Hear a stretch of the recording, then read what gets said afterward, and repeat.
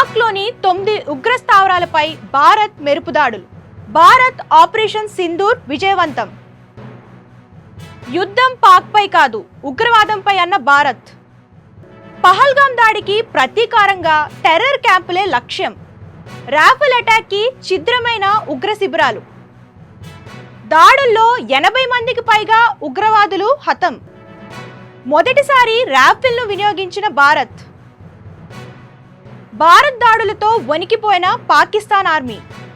న్యాయం జరిగిందంటున్న భారత్.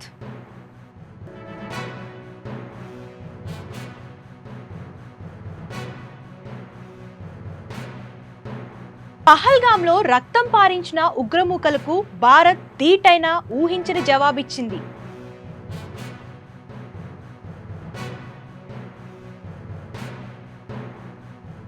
అమాయకుల ప్రాణాలను బలి తీసుకున్న పాక్ ప్రేరేపిత ఉగ్రవాదులపై భారత్ సాయుధ బలగాలు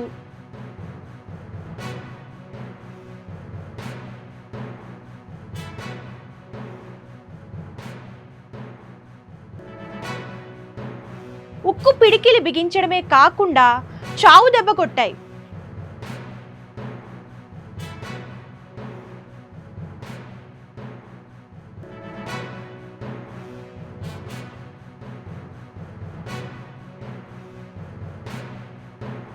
ఈ క్రమంలోనే ఉగ్రవాదుల స్థావరాలపై ఇండియన్ ఆర్మీ ఆపరేషన్ సింధూర్ పేరుతో మెరుపుదాడులు చేసింది.